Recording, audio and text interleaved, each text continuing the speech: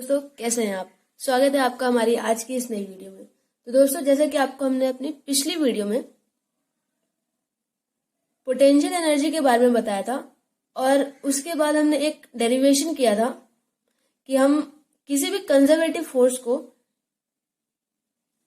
कैसे रिप्रेजेंट कर सकते हैं as negative gradient of potential energy, मतलब F is equals to minus delta u. ये फॉर्मूला हमने डिराइव किया था। तो इस वीडियो में हम law of conservation of energy के बारे में पढ़ने वाले हैं और इसको थोड़ा हम डिटेल में स्टडी करने वाले हैं, ठीक है। और इसके अलावा हम यहाँ पर अभी पोटेंशियल एनर्जी कर्व के बारे में देखने वाले हैं, रिस्टोरिंग फोर्स के बारे में देखने वाले हैं और अपनी आने वाली वीडियोस में हम इसके आगे के टॉपिक्स कवर करेंगे। वीडियो को हम जल्दी से स्टार्ट करते हैं। तो जैसे कि हम जानते हैं कि law of conservation of energy क्या होता है। Energy can neither be created nor destroyed, it can also be converted from one form to other, ठीक है। तो इस चीज को हमें प्रूफ करना है।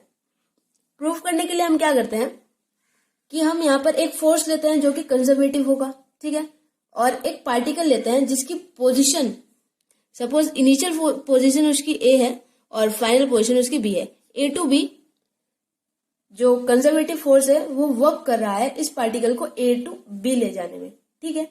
तो अब हम उसका वर्क डन कैसे लिखेंगे कि वो फोर्स कितना वर्क कर रहा है।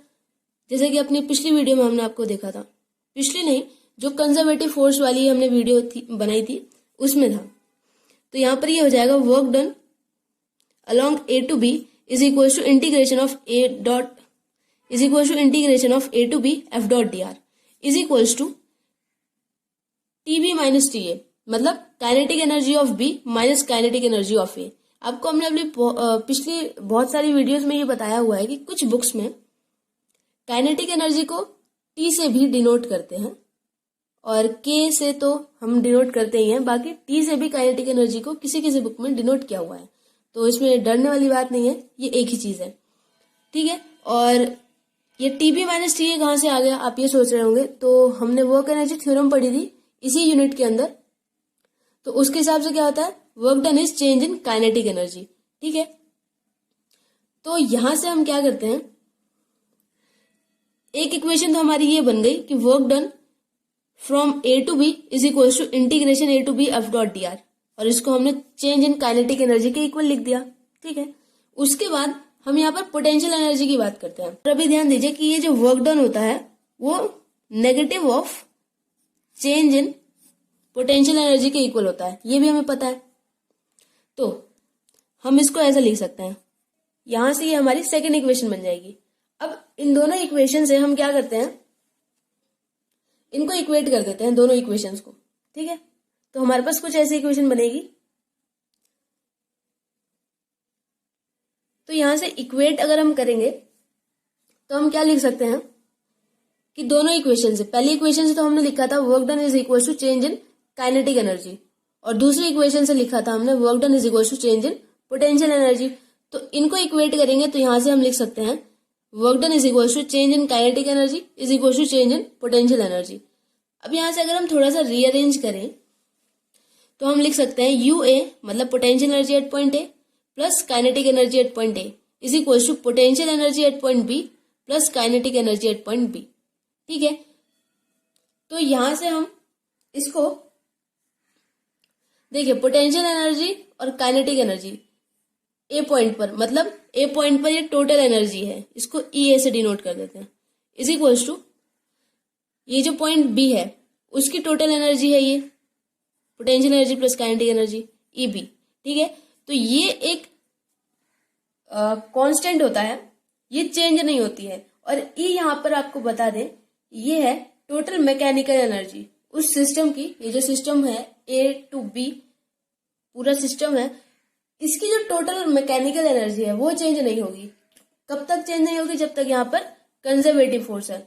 नॉन कंजर्वेटिव फोर्स के केस में ये लॉ एप्लीकेबल नहीं होता है, ठीक है।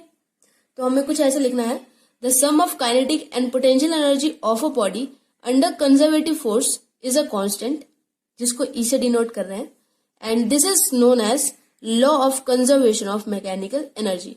ठीक है, अब यहाँ पर ध्यान देने वाली बात यह है कि if a body is acted upon bye non conservative force, अगर नॉन कंजर्वेटिव फोर्स किसी बॉडी पर लग रहा है, ठीक है, तो हम इस लॉ को अप्लाई नहीं कर सकते।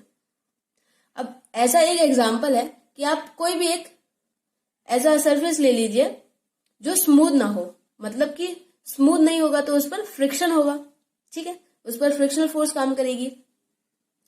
और उस पर कोई भी बॉडी लीजिए और उस पर फोर्स लगाइए। सपोज एक बॉल है और एक रफ सरफेस है, उस पर आप फोर्स लगाइए, उस बॉल पर फोर्स लगाइए। तो इस केस में जो बॉल है और ये जो सिस्टम बॉल और ये सरफेस का जो पूरा सिस्टम बना हुआ है, इसकी टोटल मैकेनिकल एनर्जी कंजर्व नहीं रहेगी, क्योंकि यहाँ पर नॉन कंजर्वेटिव फोर्स क्या है, फ्रिक्शनल फोर्स। ठीक है, तो इसके बाद अब हम अपने दूसरे टॉपिक पर आते हैं, वन डायमेंशनल कंजर्वेटिव सिस्टम। मतलब एक ऐसा सिस्टम जहां पर कंजर्वेटिव फोर्स तो लग रही होगी, लेकिन वो सब कुछ जो भी मोशन है सब कुछ वन डायमेंशन में हो रहा होगा। ठीक है, और यहां से हम रिस्टोरिंग फोर्स भी देखेंगे क्या होता है, और यहां से इलेक्ट्रिक पोटेंशियल, यहां से इलास्टिक पोटेंशियल एनर्जी का फॉर्मूला निकलेगा। ठीक है, तो इसके लिए हम क्या करते हैं, तो यहां पर हम एक फोर्स लेते हैं, ठीक है, जो डायरेक्टली प्रोपोर्शनल होगा डिस्प्लेसमेंट के। ठीक है, और उसकी जो डायरेक्शन होगी वो डिस्प्लेसमेंट के अपोजिट होगी, मतलब कि वो डिस्प्लेसमेंट को रिड्यूस करना चाह रहा है। ठीक है, ये हम सपोज कर रहे हैं, और ये जो फोर्स हमने सपोज किया, इस फोर्स को बोलते हैं लीनियर रिस्टोरिंग फोर्स। ठीक है, क्योंकि वन डायमेंशन की बात कर रहे हैं तो यहां पर इसलिए लीनियर बोल रहे हैं। बाकी ये रिस्टोरिंग फोर्स की डेफिनेशन है। ठीक है, आप इसको याद कर सकते हैं, a force which is directly proportional to the displacement measured from fixed point and in a direction tending to reduce the displacement, या फिर लिख सकते हैं and in a direction opposite to displacement is called restoring force, आप ऐसे लिख सकते हैं। ठीक है, मतलब F is directly proportional to -x, मतलब डिस्प्लेसमेंट के अपोजिट डायरेक्शन में। ठीक है, तो यहां से एक फॉर्मूला आएगा F is equals to -kx। ठीक है, अभी हम देखेंगे आगे। यहां पर k होता है कांस्टेंट, होता है प्रोपोर्शनैलिटी कांस्टेंट। ठीक है, तो अब यहां पर हम वो सिचुएशन बनाते हैं कि हम उस पर फोर्स लगाएंगे और उस एक कोई बॉडी लेते हैं, उसकी मोशन होगी सिर्फ एक एक्सिस में, और कन्वीनियंस के लिए हम उसको एक्स एक्सिस में मूव करवाएंगे। ठीक है, तो देखिए कैसे करते हैं। Consider a spring of which one end is fixed to a rigid support.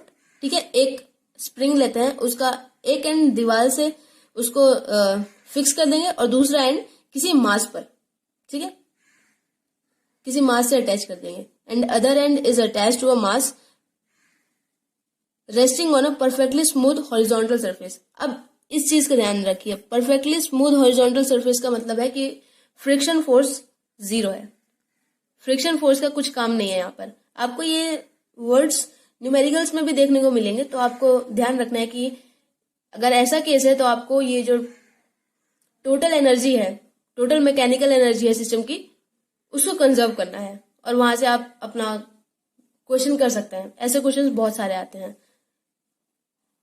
Papers में। ठीक है, तो अब हम क्या करते हैं, अब हम सपोज करते हैं कि x is equals to 0। x is equals to 0 वो पोजीशन है जहां पर स्प्रिंग बिल्कुल भी स्ट्रेच नहीं हुआ है। ठीक है, मतलब इनिशियल कंडीशन है ये, x इज इक्वल्स टू 0 पर स्प्रिंग बिल्कुल भी स्ट्रेच नहीं है। ठीक है, और सपोज हम स्प्रिंग को एक distance x is equals to 0 से x is equals to x0 यहां तक स्ट्रेच कर देते हैं। ठीक है, एक कंजर्वेटिव फोर्स लगाकर। तो उसके बाद क्या होगा, देखिए आगे इसका डायग्राम भी देखते हैं, थोड़ा और क्लियर हो जाएगा। अब जैसा कि हम जानते हैं कि अगर हम स्प्रिंग को कंप्रेस करेंगे तो वो अपनी इलास्टिक प्रॉपर्टी की वजह से अपनी ओरिजिनल शेप में आएगा। अपनी ओरिजिनल शेप में आने के लिए उस ब्लॉक पर फोर्स लगाता है, ठीक है। और इसी तरह अगर हम स्प्रिंग को स्ट्रेच करते हैं तो वो अपनी ओरिजिनल शेप में आने के लिए उस मास ब्लॉक पर फोर्स लगाता है अपोजिट डायरेक्शन में, ठीक है। ये सब हमने अपनी पिछली वीडियो में किया हुआ है।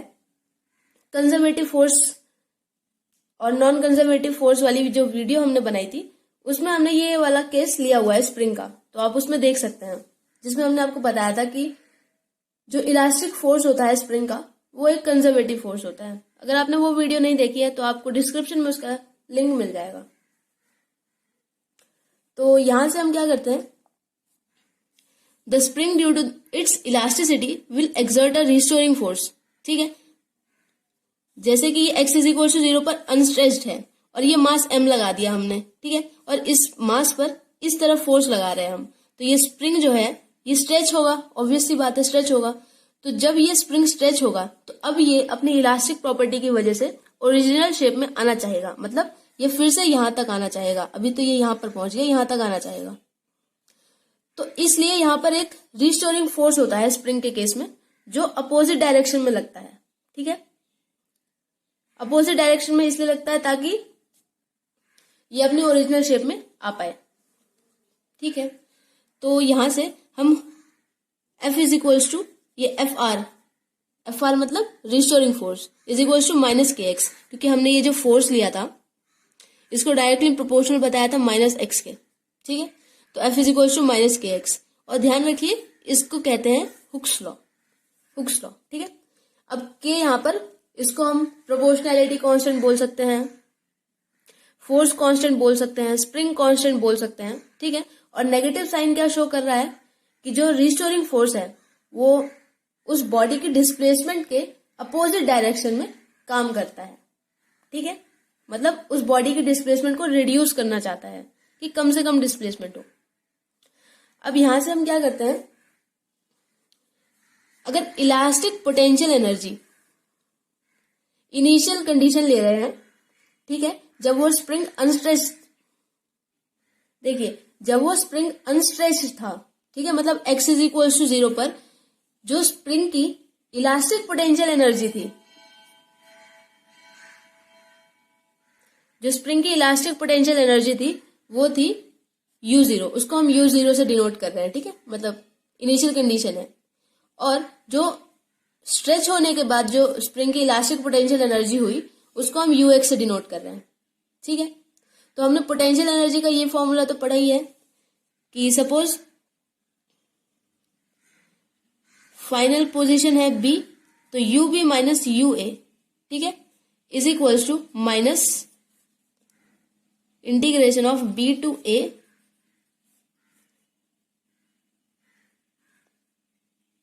F डॉट dr, ये फॉर्मूला हमने पढ़ा है, ठीक है। तो यहां पर हम जैसी सिचुएशन यहां पर है उसके हिसाब से ये फॉर्मूला हम लगाएंगे, ठीक है। तो हमारा कुछ इस तरीके से इक्वेशन बनेगी, ux minus u0 is equals to integration of 0 to x fr dx, ठीक है। अब यहां से fr की वैल्यू हमने डाल दी -kx, ठीक है। तो माइनस माइनस प्लस हो गया, माइनस माइनस प्लस हो गया, यहां से ये हो जाएगा ux minus u0 is equals to, अब k क्योंकि एक इंडिपेंडेंट वेरिएबल है, मतलब यहां पर इंटीग्रेशन x के रिस्पेक्ट में हो रहा है, ठीक है, और k x पर डिपेंड नहीं कर रहा है। जो ये प्रोपोर्शनैलिटी कांस्टेंट है या फोर्स कांस्टेंट है इसकी वैल्यू x पर डिपेंड नहीं कर रही है, इसलिए हम x को इंटीग्रेशन साइन के बाद ले सकते हैं। यहां से ये हो जाएगा 0 टू x और अंदर हो जाएगा integration of x dx। x dx का इंटीग्रेशन होता है x स्क्वायर बाय 2, और यहाँ पर लिमिट्स हैं 0 टू x, यहाँ लिमिट्स रखेंगे तो ये कितना हो जाएगा, ये हो जाएगा हाफ kx स्क्वायर, ठीक है, यहाँ पर k भी है ना, तो ये लिमिट्स डालेंगे upper limit minus lower limit, तो ये हो जाएगा हाफ kx स्क्वायर। अब अगर हम जो इनिशियल कंडीशन थी, ये जो u0 था, मतलब जब स्प्रिंग स्ट्रेच नहीं हुआ था उस टाइम पर अगर इस पोटेंशियल एनर्जी को, स्प्रिंग की पोटेंशियल एनर्जी को 0 मान ले, तो यहाँ पर हमारे पास फॉर्मूला क्या बनेगा, u of x is equal to half k x square, और ये बहुत ही ज्यादा इंपॉर्टेंट फॉर्मूला है। ठीक है, यहां से हम इस फॉर्मूले की हेल्प से यहाँ पर हम पोटेंशियल एनर्जी कर्व ड्रॉ करते हैं, जो कि पेपर के हिसाब से बहुत ज्यादा इंपॉर्टेंट एक कंसेप्ट होता है।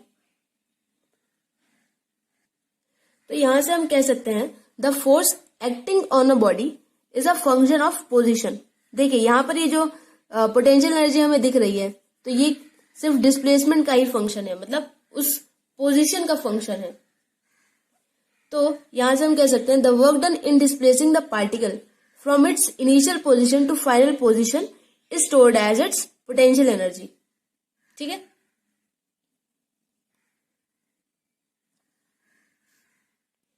तो यहां से हम ग्राफ बनाते हैं, पोटेंशियल एनर्जी कर्व कहते हैं जिसे। ठीक है, ये इस नाम से बहुत ज्यादा फेमस है और एक बहुत ज्यादा इंपॉर्टेंट टॉपिक है, हम ये ऐसा कह सकते हैं। ठीक है, कई बार आपको ये ग्राफ ही बनाने को दे दिया जाएगा, या फिर आपको ये पूरी डेरिवेशन भी आ सकती है जो अभी हमने की हाफ के एक्स स्क्वायर की, और फिर उसके बाद बोल सकते हैं hence draw the potential energy curve. ठीक है, तो यहां से हम क्या करते हैं, जैसा कि हमें ये इक्वेशन में दिख रहा था कि u of x is equal to half k x square, कि ये पैराबोलिक इक्वेशन है।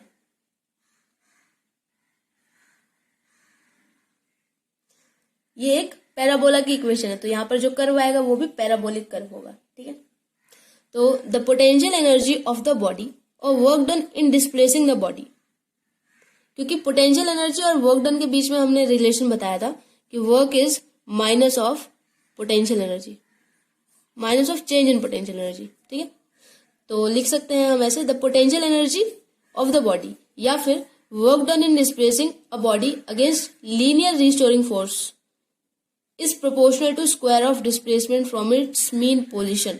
ठीक है, ये सब आपको ध्यान रखने की ज्यादा जरूरत नहीं है, आपको बस ये फॉर्मूला याद हो ना, तो आप यहां से लिख सकते हैं। कैसे, the potential energy of the body in displacing और work done in displacing a body against linear restoring force, ठीक है, is directly proportional to square of displacement from its mean position. और ये डायरेक्टली प्रोपोर्शनल का sign हटाएंगे तो यहां पर के आ जाएगा। ठीक है,